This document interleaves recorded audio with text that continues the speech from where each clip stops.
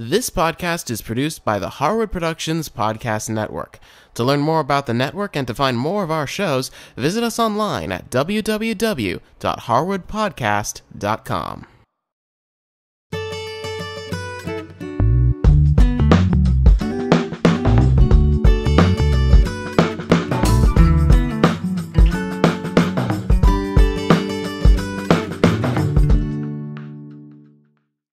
I've been trying for years to recreate a peanut butter cookie recipe from childhood, and now I've done it and I'm adding a little twist. So the first thing I'm going to do is start getting my sugar and butter to combine. So I'm going to take 1 1/4 cups of sugar and put that into my mixer. And then I'm going to be adding another 1 1/4 cups, but of brown sugar. And I'm going to put these two sugars together in the mixer, and I'm going to kind of give them a little spin because I really want them to mix up and become like one sugar. And then once it's all combined nicely like this, I'm going to go ahead and get a cup of butter that I've kind of softened a little bit. Now you'll notice I have this on a low speed. I don't want to get a lot of volume in this batter. I just want it to kind of combine. And once it's combined, I turn it off and I'm going to give it a little scrape because I'm asking a lot of this butter and the sugars to get together. So sometimes it takes a little help from me with my spatula.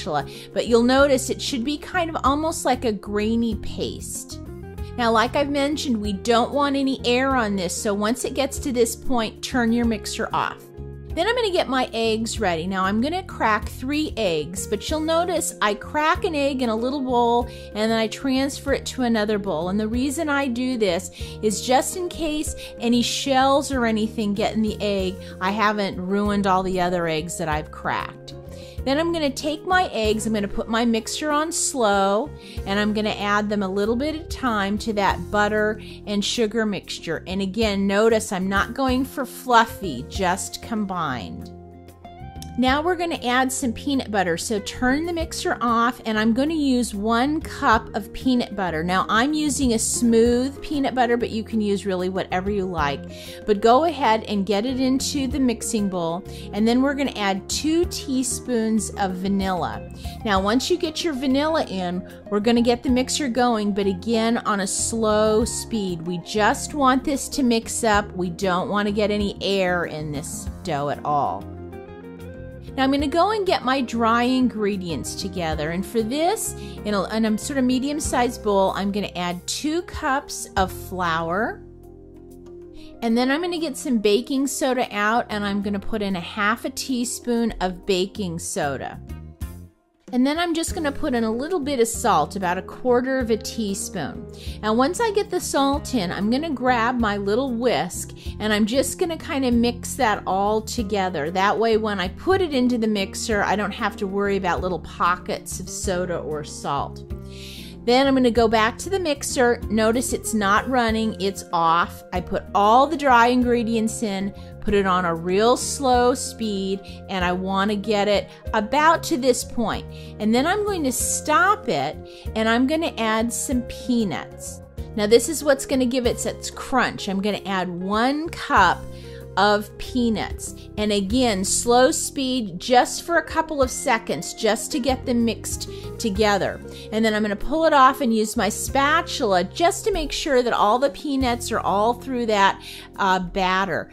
Again, this dough does not require any fluff or air put into it. Now I'm going to go ahead and get a parchment lined sheet out, and I'm going to go ahead and scoop my cookies out.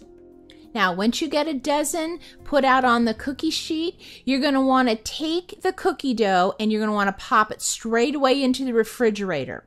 Then go back and put your tray of cookies in a 300-degree oven and set the timer for 15 minutes. Now this cookie recipe is great plain, but it's also great with this little twist. And the twist is to pop a little miniature peanut butter cup in the center of the cookie.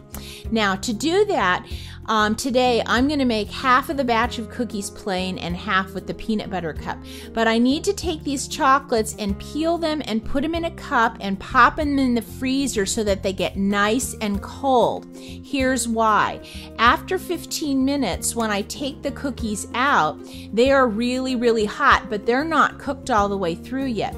So I'm going to put them on my rack, and I'm going to get my little chocolates out of the freezer, and I'm going to put a peanut butter cup in the center of each of the cookie. Well, I'm going to do just half of the cookie, so I'm going to put the cups in 6 of them, and then I'm going to put these right back into the oven for another 6 minutes. Now after 6 minutes, they come out and they look like this. Notice the peanut butter cup is held together. That's what we want. But these cookies are a nice golden brown. One of the things I love about these peanut butter cookies is I like a chewy cookie, but I loved the crunch of the whole peanut running through it. And then to have that little hit of chocolate in the center with the peanut butter cup is just yummy. Now, if you'd like to give these cookies a try, you can go to our website. I've got the recipe there for you. I'll see you next time.